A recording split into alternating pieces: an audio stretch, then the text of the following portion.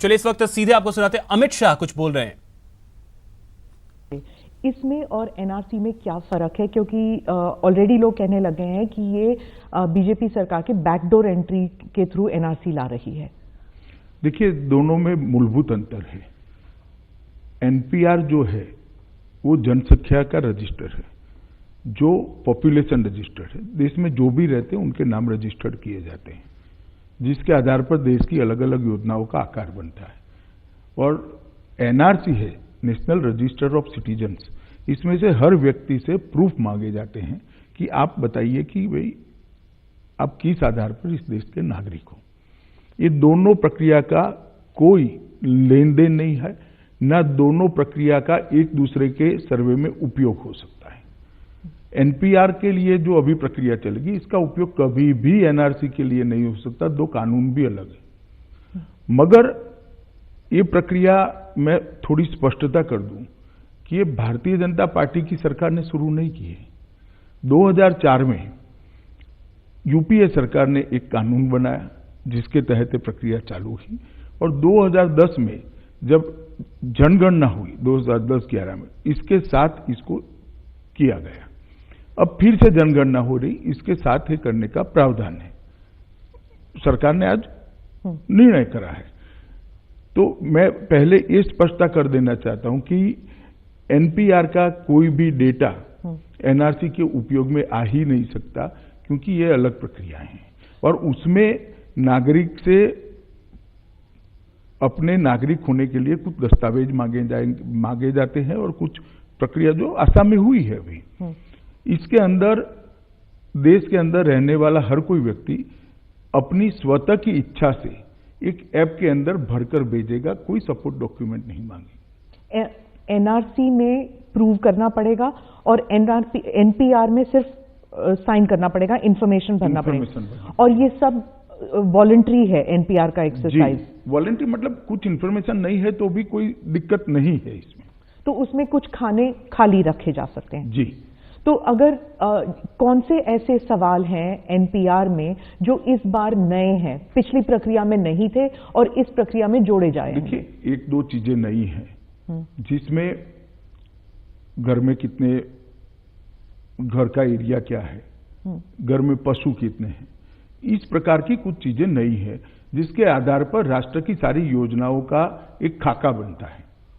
मैं आपको बताता हूं, इस प्रकार के सर्वे न हुए होते तो हम आज देश में हर गरीब के घर में गैस नहीं पहुंचा सकते। जो लोग इसके लिए अपप्रचार कर रहे हैं वो गरीबों का और विशेषकर माइनॉरिटी का नुकसान कर रहे हैं, क्योंकि ये प्रक्रिया से जो कटेंगे उनके लिए ये योजनाओं में कैसे जगह बनेगी, इसका अंदाज कैसे लगेगा।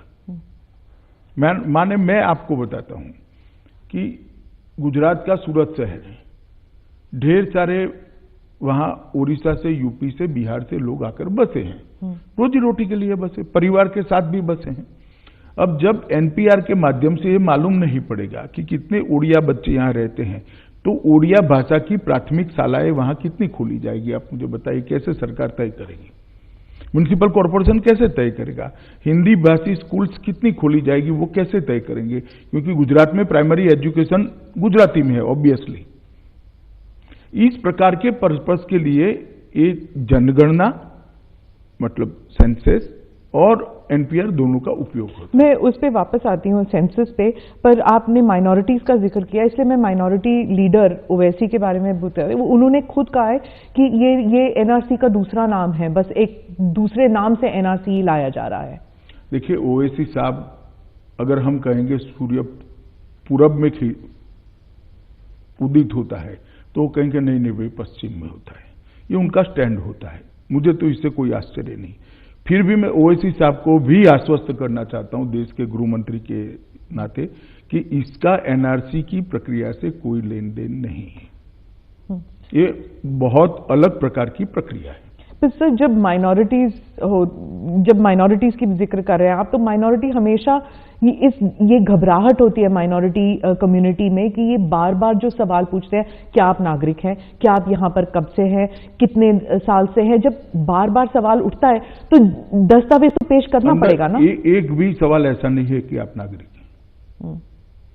उन कितने साल से रह रहे इसलिए पूछते हैं कि इसकी एक प्लानिंग बनानी है, इसका आयोजन करना है। और ये डरा डरा कर ही माइनॉरिटी को सारे फायदों से दूर रखा था। मोदी जी की सरकार आने के बाद माइनॉरिटी को गैस भी मिला, घर भी मिला, शौचालय मिला, अब हेल्थ का कार्ड मिला है। अगर ये डराने का कार्यक्रम न करते तो अब तक मिल चुका होता। और अभी भी उनको ये सारी सुविधाएं न मिले, इसीलिए कुछ ऑपोजिशन पार्टियां इसका विरोध कर रही हैं। तो आपने सेंसस का जिक्र किया, जब सेंसस हो ही रहा है तो एनपीआर अभी लाने की क्या जरूरत है, क्योंकि 2015 में अपडेट हो तो गया था सेंसस। देखिए 2015 में पायलट लेवल पर अपडेट किया था। ये 10 साल में की जाने वाली प्रक्रिया है। 10 साल में देश में जनसंख्या के रहने में बहुत बड़ा उथल पुथल होता है। जनगणना भी 10 साल में होती है। ये भी 2010 में यूपीए ने यही एक्सरसाइज करी है, किसी ने सवाल नहीं उठाया। वो करते हैं तो सारी निर्दोष चीजें, हम करते हैं तो प्रॉब्लम है। मुझे तो समझ में नहीं आता किस प्रकार की पॉलिटिक्स कर रहे हैं। सर, टाइमिंग को लेकर भी सवाल उठ रहा है कि अभी पूरे देश में हर कोने में प्रोटेस्ट चल रहे हैं सिटीजन अमेंडमेंट एक्ट को लेकर। स्टूडेंट से लेकर विद्यार्थी से लेकर लॉयर तक जो है वो घबराहट में है कि आप ये लॉ ला रहे हैं, सिटीजन अमेंडमेंट एक्ट जो अब लॉ बन गया है, अब ये आ रहा है। इसके बीच में ये पहले मैं स्पष्टता कर दूं, सिटीजनशिप अमेंडमेंट एक्ट में भी किसी को किसी की भी नागरिकता लेने का कोई प्रोविजन ही नहीं है। कोई मुझे समझा दे कहां है। ये नागरिकता देने का प्रोविजन है। तो इस देश के जितने भी वासी माइनॉरिटी वाले हैं, मुसलमान हैं, उनको किसी को डरने की जरूरत नहीं। और जहां तक आपने सवाल किया कि समय अनुकूल नहीं है, मैं बताता हूं, इसका नोटिफिकेशन एनपीआर का भारत सरकार ने 31/7/19 को कर दिया था, जब सीएए आया ही नहीं था। सिटीजनशिप अमेंडमेंट बिल जो आया वो तो अभी अभी आया, उस वक्त ये आया ही नहीं था। उसकी फाइल भी शुरू नहीं हुई थी नए सिटीजनशिप अमेंडमेंट बिल की। उस वक्त 31/7/2009 को इसको नोटिफाइड कर दिया गया था, ये एक्सरसाइज को। और बहुत सारे राज्यों ने, लगभग सभी राज्यों ने कर दिया है नोटिफाइड, क्योंकि सीएए के लिए अब जनता के मन में से भय दूर हो गया है। इसलिए कुछ लोग अब एनपीआर का भय खड़ा करना चाहते हैं। वेस्ट बंगाल और केरला ने तो मना कर दिया कि इसके कोई भी मैं आज भी आपके कार्यक्रम के माध्यम से दोनों मुख्यमंत्री को कहना चाहता हूं कि मेरा विनम्र निवेदन है कि इस प्रकार का कदम न उठाएं, वो इस पर पुनः विचार करें। ये बंगाल की और केरला की गरीब जनता के कल्याण के लिए बनाए जाने वाले कार्यक्रमों का बेस है, आधार है।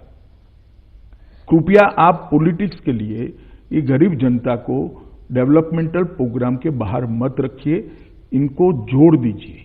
और मैं फिर से एक बार स्पष्ट करना चाहता हूं स्मिता जी कि इससे नेशनल एनआरसी का कोई लेन देन नहीं है, कोई अफवाह फैलाई जा रही है। सर, आप क्या मानते हैं कि सेंटर और स्टेट के बीच अब कम्युनिकेशन जो नेटवर्क होना चाहिए वो इतना ब्रेकडाउन हो गया है कि स्टेट्स अब जो है, जहां पर आपकी सरकार नहीं है, बीजेपी की सरकार नहीं है, वो विश्वास ही नहीं करना चाहते कि आप क्या कह रहे हैं कि एनआरसी के साथ कोई संबंध नहीं। देखिए, पॉलिटिक्स और कम्युनिकेशन के बीच में अंतर होता है। जहां तक कम्युनिकेशन का सवाल है, हमने नोटिफिकेशन निकाला 31/7/19 को। आज तक सारे स्टेट ने नोटिफिकेशन निकाल चुके हैं। इसको कम्युनिकेशन कहते हैं। पॉलिटिक्स इसको कहते हैं कि सीएए के कारण बवाल खड़ा हुआ, सीएए का बवाल अब थमता जा रहा है, सब लोग सीएए को समझने लगे हैं, तो अब नई पॉलिटिक्स कर एनपीआर पे विवाद खड़ा करो। इसको पॉलिटिक्स कहते हैं। कम्युनिकेशन कहते हैं कि हमने 31/7/2019 को नोटिफिकेशन किया, उसके बाद सारे राज्यों ने नोटिफिकेशन कर दिया है। क्या इसे पॉलिटिक्स कहते हैं या बीइंग सेंसिटिव टू पीपल? मतलब कि अगर लोग समझते हैं कि इससे मुझे घाटा हो रहा है, तो क्या आप सेंसिटिविटी को लोग नहीं समझ रहे, लोगों को समझाया जा रहा है और गलत समझाया जा रहा है। गलत समझाया जाए, इसीलिए स्पष्टता के लिए मैंने आज एएनआई की टीम को रिक्वेस्ट तो ये आप कह रहे हैं कि गलत समझाया जा रहा है, तो फिर ऐसे क्यों हुआ कि एक हफ्ते तक प्रोटेस्ट इतने वायलेंट हुए लेकिन कम्युनिकेशन जो है सरकार की तरफ से कमी रही, खामियां रही? क्या आप मानते हैं? देखिए, कुछ तो खामी रही होगी, मुझे स्वीकारने में कोई तकलीफ नहीं है, परंतु पार्लियामेंट का मेरा भाषण उठाकर देख लीजिए, इसमें मैंने ये सारी स्पष्टताएं करी है कि इसी से किसी भी अल्पसंख्यक की नागरिकता जाने का सवाल नहीं, किसी की भी जाने का सवाल नहीं है, क्योंकि ये बिल में किसी की नागरिकता लेने का कोई प्रावधान ही नहीं है। अब आप सीएए के बारे में कह मैं रहे हैं। सीएए के बारे में कह रहा हूं। आपने कहा ना कि कम्युनिकेशन, जी। तो सीएए में मैंने मेरे राज्यसभा लोकसभा के भाषण में ही स्पष्ट कर दिया था कि ये नागरिकता देने का कार्यक्रम है, बिल है, नागरिकता लेने का इसमें कोई प्रोविजन नहीं है, मगर लोगों को भड़काया गया। जब तक सच बात लोगों तक पहुंची तब तक थोड़ी हिंसा जरूर हुई है, मगर रिपीटेड हिंसा कहीं पर नहीं हुई, एक के बाद एक जगहों पे हुई। और मैं मानता हूं कि अच्छाई है कि जनता ने अब शांति के रास्ते पर चले हैं और वास्तविक स्थिति को समझाने का हम भी प्रयास करें। तो जो एनपीआर को लेके, इसको लेके भी बवाल उठ सकता है, इसको लेके भी मिसकम्युनिकेशन, अगर आप कह रहे हैं कि मिसकम्युनिकेशन की वजह से या फिर पॉलिटिक्स की वजह से लोगों को भड़काया गया और इसकी वजह से वायलेंस हुआ, तो क्या एनपीआर को भी लेके ऐसे हो सकता है? नहीं, इसीलिए मैं आपके साथ इंटरव्यू कर रहा हूं जी, कि ये पूरी एक्सरसाइज कांग्रेस के बनाए कानून के अंतर्गत ही हो रही है। कांग्रेस ये पूरी एक्सरसाइज 2010 के अंदर 11 के अंदर कर चुकी है, कार्ड भी बांटे हैं, हम वही एक्सरसाइज करने जा रहे हैं। कृपया मैं लोगों को भी विनती करता हूं, देश की जनता को भी विनती करता हूं कि आप ऐसे बहकावे में मत आइए कि एनआरसी और एनपीआर एक एक्सरसाइज है। एनपीआर की एक्सरसाइज का या जनगणना का एनआरसी के साथ कोई लेन देन नहीं है, दूर तक नहीं है, ना इसके डेटा का एनआरसी के लिए उपयोग होने वाला है। एनपीआर में, पिछले एनपीआर में जब हुआ था तो उस वक्त आधार नहीं था, आधार कार्ड। तो इस बार जो है, क्या आधार की इंफॉर्मेशन सिटीजन को देना पड़ेगा जब क्वेश्चन पूछा जाएगा, जब सवाल पूछा जाएगा, तो क्या बायोमेट्रिक्स होगा और क्या देना पड़ेगा? देखिए स्मिता जी, हमने एक ऐप भी बनाया है जो फ्री ऑफ कॉस्ट हर नागरिक डाउनलोड कर पाएगा अपने मोबाइल पे और भरकर भेज सकता है।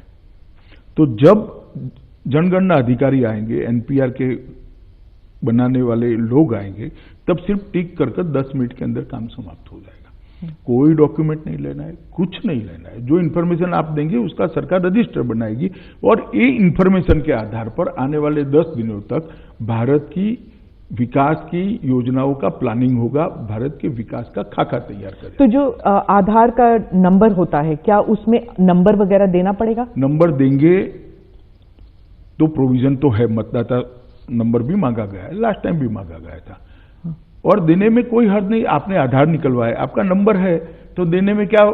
पर सरकार के पास जब इतना सारा इंफॉर्मेशन सिटीजन को लेकर ऑलरेडी है, कितने सारे डेटाबेस हैं, पासपोर्ट डिटेल्स है, राशन कार्ड डिटेल्स है, आधार डिटेल्स, उसको सब मैं आपको बताता हूं, हर 10 साल में अंतरराज्यीय उथल पुथल जनता की बहुत बड़ी होती है, हर 10 साल के अंदर, और वो अंतरराज्यीय उथल पुथल को मैप पर रखे बगैर राज्यों के विकास के और केंद्र के विकास के नक्शे नहीं बन सकते। मैं राज्य सरकार में भी रहा हूं, जनगणना का आधार राज्य सरकारें भी लेती हैं, एनपीआर का आधार राज्य सरकारें भी लेती है अपने प्लानिंग के लिए।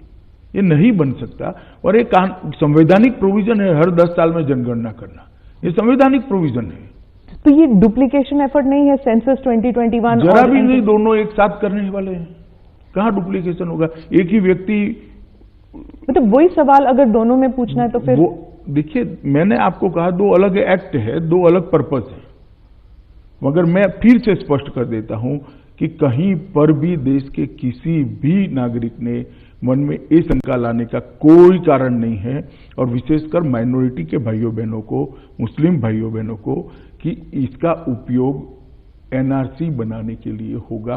इसका कोई लेन देन नहीं है, एक कोरी अफवाह फैलाई जा रही है, और मैं मानता हूं ऐसा नहीं करना चाहिए। एनआरसी और एनपीआर में फर्क आपने समझाया, लेकिन जनगणना एक्सरसाइज जो सेंसस का एक्सरसाइज है और एनपीआर का जो एक्सरसाइज है, इसमें क्या फर्क? अगर दोनों एक ही वक्त हो रहा है तो इसमें अलग क्या चीज है, जरूरत क्या है? ढेर सारा अलग है, आप एक बार साइट पर चली जाइएगा। हाँ।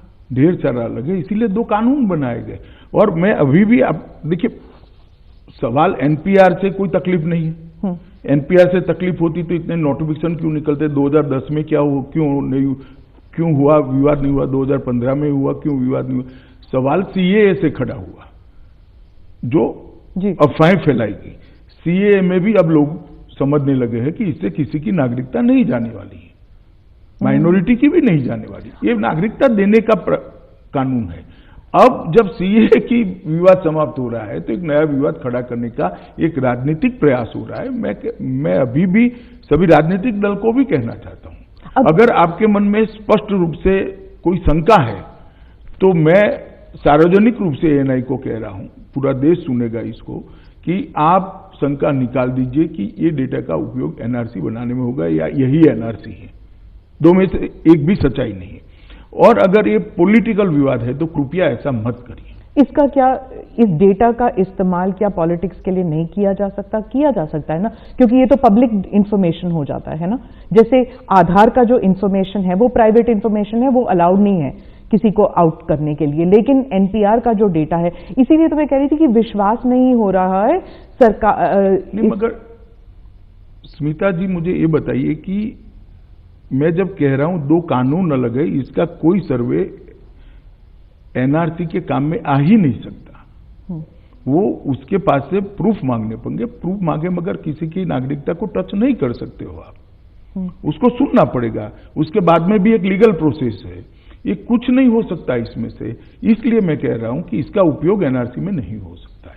जो एनआरसी है, बहुत से चैनल्स ने आपके पूर्व भाषण एयर किए हैं जिसमें आपने कहा कि एनआरसी लागू होगा पूरे देश में, लेकिन प्रधानमंत्री जी के भाषण से ऐसे लगा कि देयर इज अ रीथिंक आपकी पार्टी में, और ये आपके मैनिफेस्टो में है लेकिन आप शायद लागू नहीं करेंगे। देखिए, इस पर अभी इसलिए चर्चा करने की जरूरत नहीं क्योंकि एनआरसी अभी कहीं विचार में ही नहीं है। प्रधानमंत्री ने ठीक कहा है कि ना कैबिनेट में चर्चा हुई, ना पार्लियामेंट में एनआरसी ये एक्ट में किसी ने कहा है। मेरी पार्टी का घोषणा पत्र अपनी जगह पे है और जब होगा तब थोड़ी ना छिप कर होगा, ये एक्सरसाइज ऐसी नहीं होती। तो इसीलिए तो कंफ्यूजन होता है ना कि संडे को प्रधानमंत्री कहते हैं कि एनआरसी नहीं होगा और ट्यूसडे को आप एनपीआर ले आते हैं, तो थोड़ा इसलिए कंफ्यूजन न करिए कि एनपीआर और एनआरसी के बीच में कोई संबंध ही नहीं है। क्या इसमें ये संडे को प्राइम मिनिस्टर ने जो भाषण किया उसके पहले 31/7/2019 को इसका नोटिफिकेशन निकला। इसका मतलब है कि कैबिनेट के हमारी फाइल का निर्णय वगैरह तो 6ठे महीने में हो चुके थे। केरला और वेस्ट बंगाल ने तो मना कर दिया, अब क्या कर, अगर और राज्यों में होगा तो? नहीं, हम संवाद करेंगे, समझाएंगे सबको। तो आप सभी चीफ मिनिस्टर्स को बुलाएंगे, इसको एक मैंने ऐसा नहीं किया, कंसेंसस के तौर पर संवाद करूंगा, ऑब्जर्व भी करेंगे, मैं भी बात करूंगा और मैं समझाने का पूरा प्रयास करूंगा। मैं नहीं चाहता कि बंगाल के गरीबों को इससे होने वाले फायदे से बंगाल के गरीब और केरल के गरीब वंचित रह जाए। तो मैं पूरा प्रयास करूंगा कि सभी राज्य एनपीआर से जुड़ जाए। तो इसकी ये आप ये मानने को तैयार नहीं है कि इसके लिए अर्जेंसी की जरूरत नहीं थी, 1-2 महीने रुक जाते या 1-2 हफ्ते की ये जो वायलेंस चल रहा है? मैं आपको बताता हूं कि जनगणना ये अभी नहीं होने वाला है। होगा तो 2020 के अप्रैल में तो सिर्फ मकानों की मैपिंग चालू होगी और 2021 में होने वाला है ये भी। परंतु जनगणना में संवैधानिक प्रोविजन 10 साल में करने का है, तो 11 में हुई थी, 2021 में होना जरूरी है। और जनगणना और दोनों की एक्सरसाइज एक ही है, इसलिए दोनों एक साथ किया। इसका भी कानूनन प्रोविजन है कि ये करना है, तो ये एक्सरसाइज एक समान है, इसलिए एक साथ कर रहे हैं।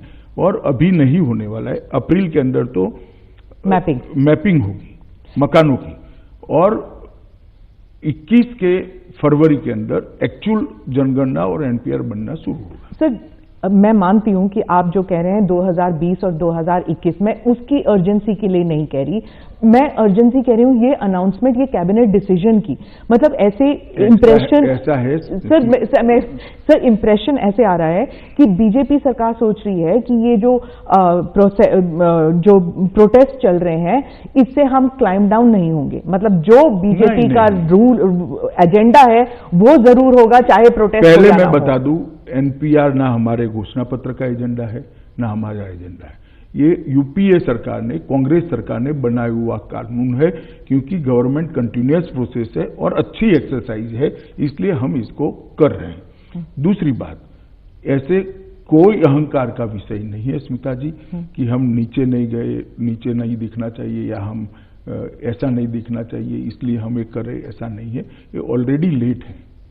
अप्रैल 2020 में अगर मकानों का मैपिंग करना है तो इस देश में लगभग लाखों कर्मचारियों की ट्रेनिंग करनी है, उनको ऐप देना है, ऐप का एडवर्टाइज बनाना पड़ेगा, हर राज्य में इसके दफ्तर खुलेंगे, हर राज्य में इसके अधिकारी तय होंगे, नीचे बहुत सारे टीचर तक का ट्रेनिंग करना है। ये अगर हम आज नहीं करते दिसंबर में तो अप्रैल में मकानों का मतलब घरों का मैपिंग नहीं हो सकता। ऑलरेडी हम 15-20 दिन लेट चल रहे हैं। और दूसरी बात कि ये एक्सरसाइज हर बार हुई, इसका टाइम टेबल इसी प्रकार का है, 1.5 साल की एक्सरसाइज है। ये टाइम टेबल में भी हमने कोई बदल नहीं किया है। आप 2011 की जनगणना को उठाकर देख लो तो यही टाइम टेबल से हुई है। तो इस प्रकार का कोई अहंकार या अहम नहीं है कि वे जनता करती रहे, हम हमारा करेंगे, मगर ये हमारा एजेंडा ही नहीं है, ना हमारे घोषणा पत्र में है, ना हमारी घोषणा है। आप जो कह रहे हैं मैपिंग, ट्रेनिंग, टीचर्स के सबकी जो ट्रेनिंग है, तो लोग तो यही कहेंगे ना, ये जो मैपिंग और ट्रेनिंग आप एनपीआर पे कर रहे हैं, वही ट्रेनिंग आप एनआरसी के लिए इस्तेमाल करेंगे। स्मिता जी, आप पूरी रचना नहीं जानती है। मैं आपको स्पष्ट कर दूं कि हर राज्य अपना इसके लिए एक अधिकारी तय करेगा जो जनगणना अधिकारी होगा, और राज्य सरकार के कर्मचारी ही ये करेंगे। तो वही भारत सरकार तो सब जगह करने नहीं जाने वाली है। तो और कोई इसके सवाल उठाकर देख ले, इसमें कुछ ऐसा नहीं है जिसका दुरुपयोग हो सके। सर, एनआरसी जो असम में हुआ था उसको लेके 40 लाख लोग बाहर, 40 लाख से ज्यादा लोग बाहर हो गए थे। तो एनपीआर में कोई ऐसा कोई लूपहोल है जिसकी वजह से लोग सडनली देखेंगे कि उनका नाम ही नहीं है एनपीआर में? देखिए, एनपीआर में हो सकता है किसी का नाम रह जाए, तो भी वो नागरिकता उसकी नहीं जाने वाली, क्योंकि एनआरसी की प्रक्रिया नहीं। तो पहले मेरी बात समझ लीजिए। नेशनल रजिस्टर ऑफ सिटीजन्स है, वो एक अलग कानून के तहत अलग प्रावधान। एनपीआर से किसी की नागरिकता नहीं जाने वाली है, ये बात पहले मैं स्पष्ट कर देता हूं। पर क्या नर्वसनेस नहीं होगा कि जैसे इलेक्टोरल लिस्ट में सब देखते हैं नाम है कि नहीं हमारा, तो अगर एनपीआर में जब पॉपुलेशन सब 2011 में हो चुका है, ये एडिशनल होगा? नहीं, वही तो जनगणना भी हो चुकी है। हर बार होता है, जो नहीं रहे, जिनका देहांत होगा, इनके नाम निकाल दिए जाएंगे। जो एक राज्य से दूसरे राज्य में गए उसको वो राज्य में मैप किया जाएगा। नए बच्चे जो पैदा हुए इनके रजिस्टर्ड किए जाएंगे। ये हर 10 साल में होता है एक्सरसाइज। जो प्री सेंसस 2021 का एक टेस्ट हुआ था तमिलनाडु में अगस्त में, और उसमें एक सवाल था कि आप कितने साल से एक जगह में रह रहे हैं। ये सवाल लास्ट सेंसस में भी है। हाँ, इसकी क्या जरूरत है? इसलिए जरूरत है कि वो जगह में एजुकेशन से लेकर ढेर सारी चीजों को, ये अस्थाई किराए पर रह रहे, अपने मकान पे रह रहे, इसके आधार पर इसकी वहां की योजनाओं का प्लानिंग होता है। और ये सवाल लास्ट सेंसस में भी था, ऐसा नहीं है कि ये सवाल नया जोड़ा गया है, लास्ट सेंसस में भी था। पर असम को लेकर ये सवाल उठेगा तो एनपीआर जो एक्सरसाइज होगा तो उसमें अगर ये सवाल पूछा जाता है तो क्या it is only to get to know? NRC बन चुका है वहां पर, वो लिस्ट तो अलग से बन ही चुका है। अब असम में कोई एक्सरसाइज कहां बाकी रही? सर, मैं सीए प्रोटेस्ट के बारे में पूछना चाहती हूं कि एक हफ्ते तक इतना वायलेंस हुआ, लोगों की जानें गई, आपकी तरफ से संवेदना एक्सप्रेस करना या फिर उस सिचुएशन को कंट्रोल में लाने के लिए आपकी तरफ से कुछ भी नहीं आया जिससे लोगों को लगे कि हाँ ये ऐसा नहीं है। मैंने 2 बार प्रेस नोट देकर सबको शांति रखने की अपील भी करी, सबसे बात भी करी है, ढेर सारे लोगों से बात करी, ऐसा नहीं है। और शांति बनाने के लिए गृह मंत्रालय ने जो प्रयास करने हैं वो सार्वजनिक नहीं हो सकते, वो राज्यों के साथ संवाद कर कर, राज्यों के साथ बात कर कर हो सकते, वो सभी किए गए हैं और अब शांति है।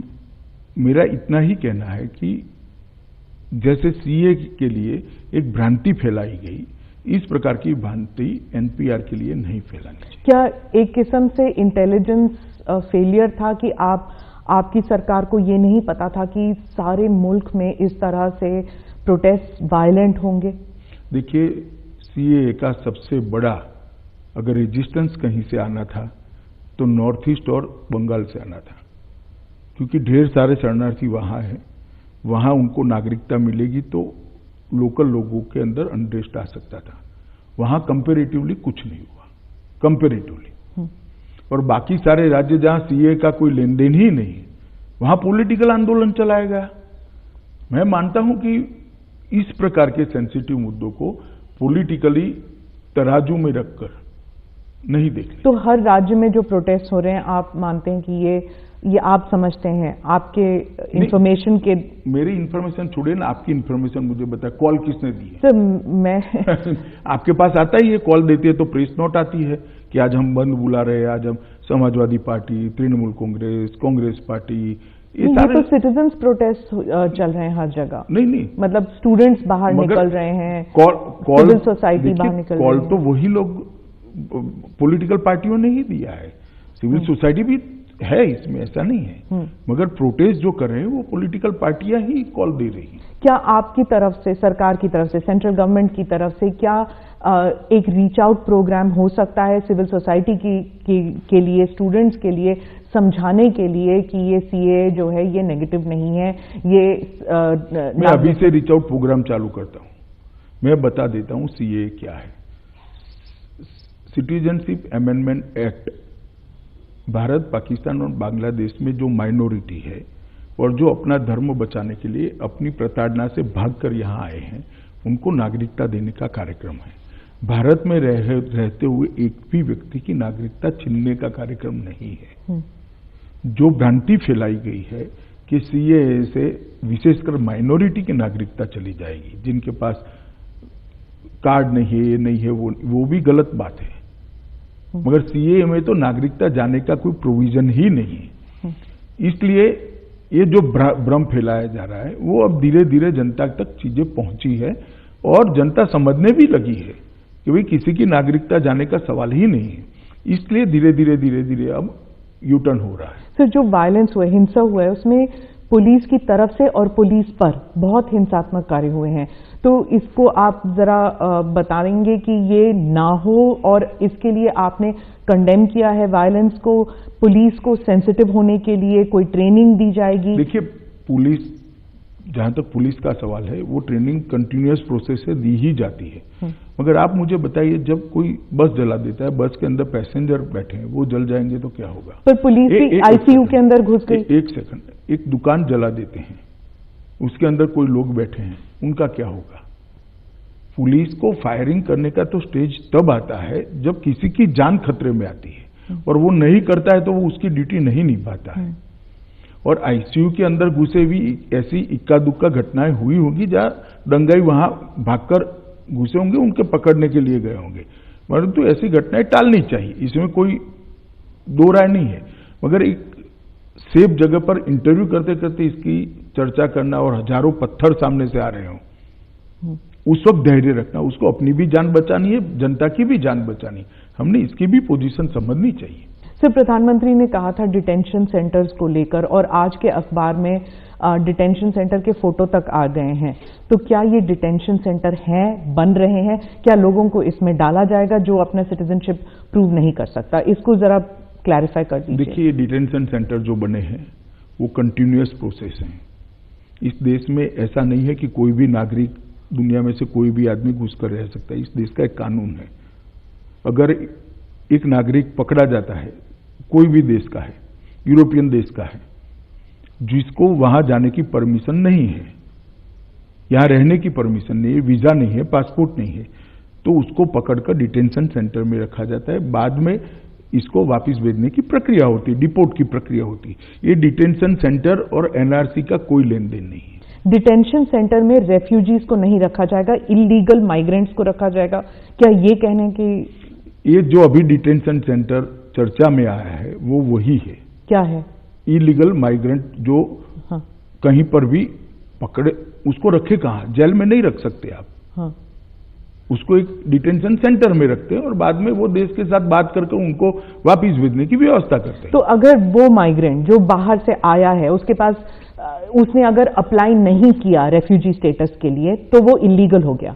लेकिन अगर रेफ्यूजी स्टेटस के लिए अभी ऐसा है कि मानो असम के एनआरसी में कुछ लोग आइडेंटिफाई हो गए, तो वो सारे लोगों को अभी सरकार ने 6 महीने का टाइम दिया है कि फॉरेनर ट्रिब्यूनल के अंदर अपना पक्ष रखें। हमने ये भी कहा है कि अगर आपके पास पैसा नहीं है तो वो पैसे, वकील के पैसे का खर्चा भारत सरकार या तो आसाम सरकार उठाएगी। हमने ढेर सारी ट्रिब्यूनल्स भी बनाई है, किसी को डिटेंशन सेंटर में नहीं रखा। ये अफवाह फैलाई जा रही है स्मिता जी। आज आसाम के अंदर जो 19 लाख लोग एनआरसी में नहीं आए थे, उनको डिटेंशन सेंटर में नहीं रखा है, अपने घर में ही रह रहे हैं। तो बना क्यों है फिर डिटेंशन? नहीं, ये उनको मौका दिया जाता है। डिटेंशन सेंटर तो देश में कोई भी नागरिक किसी भी देश से चला आएगा। देखिए, कोई अमेरिका में कोई नागरिक पकड़ा जाएगा, उसको कहां रखेंगे बताइए आप मुझे। वहां पर भी डिटेंशन सेंटर या जो व्यवस्था होगी वो सरकार की रखना पड़ेगा। बाद में हमारी एम्बेसी से बात करेंगे, हमारे देश का है तो पाकिस्तान का है तो पाकिस्तान की एम्बेसी, और बाद में डिपोर्ट करेंगे। तो इसको कहीं पर होल्ड तो करना पड़ेगा। तो मानो हिमालयन एरिया है, इसमें किसी विदेशी को जाने की अनुमति नहीं है। कोई क्यूरियोसिटी से भी वहां चला गया परमिशन के बगैर, तो उसको पकड़कर पुलिस ने कहीं रखना पड़ेगा। तो ये डिटेंशन सेंटर्स कहां कहां बनेंगी? कहीं नहीं बनने, एक बना हुआ है आसाम के अंदर और सालों से है। कर्नाटका में भी है, कर्नाटका के काफी सारे इलाकों में है, रिपोर्ट्स आ चुकी हैं। नहीं, कोई डिटेंशन, एक ही है मेरे हिसाब से, मैं कंफर्म नहीं हूं, मगर एक ही है। और कोई डिटेंशन सेंटर फंक्शनल नहीं है और ना मोदी सरकार आने के बाद बनाए गए हैं। तो ये सिर्फ असम के लिए, मतलब जो असम के लिए नहीं है स्मिता जी, कोई भी हाँ। कोई आज दिल्ली में भी कोई नागरिक वीजा के बगैर घूम रहा है, क्या करना? आप बताइए, आप हैं उसको एक बार तो कानून ने अपने हाथ में लेना पड़ेगा, बाद में उसको वापस भेजने की व्यवस्था करनी पड़ेगी। तो इसके लिए प्रक्रिया शुरू हो चुकी है? आप फॉरेन गवर्नमेंट शुरू नहीं हुए, ये तो हर रोज डे टू डे चलने वाली प्रक्रिया है। एक गाड़ी टकरा गई और अंदर से कोई ऐसा व्यक्ति पकड़ा गया जिसके पास वीजा नहीं है, क्या कर सकते हैं? आप समझ रहे हैं कि इससे एक पैनिक सिचुएशन शुरू हो जाता है जब डिटेंशन सेंटर की फोटोग्राफ्स निकल आते हैं कि एक ओपन जेल किस्म का बन रहा है। मैं आपको बताता हूं, ये कंटिन्यूअस प्रोसेस है, इसका एनआरसी एक्सरसाइज से कोई लेन देन नहीं है। और सिटीजनशिप अमेंडमेंट बिल के साथ भी कोई लेना नहीं। सीएए से तो हो ही नहीं सकता, क्योंकि इसमें किसी की नागरिकता लेनी ही नहीं है। नहीं, पर डिटेंशन सेंटर तो इलीगल माइग्रेंट्स के लिए होगा तो ना? वो सीए से क्या लेन देन है? सीए में तो नागरिकता रेफ्यूजी को देने का प्रोविजन है। हाँ। तो सीए से किसी को इलीगल तो ये माइग्रेंट एक किस्म घोषित का, नहीं कर रहे हैं। ये डिटेंशन सेल है, एक किस्म का सॉफ्ट जेल है, आप कह रहे हैं? सॉफ्ट जेल भी नहीं कर सकते, उसको रखने की व्यवस्था है। तो फैमिलीज को रखा जाएगा वहां पर? जो पकड़े जाएंगे उसको रखा जाए। और ये आज से नहीं चल रही है व्यवस्था, ढेर सारे सालों से व्यवस्था चल रही है। ढेर सारे सालों से डिटेंशन सेंटर्स हैं हमारे मुल्क में। ये व्यवस्था है और ये व्यवस्था कंटिन्यूअस प्रोसेस है, कोई एनआरसी के लिए नहीं बनाया गया। जी, धन्यवाद। तो आप सुन रहे थे अमित शाह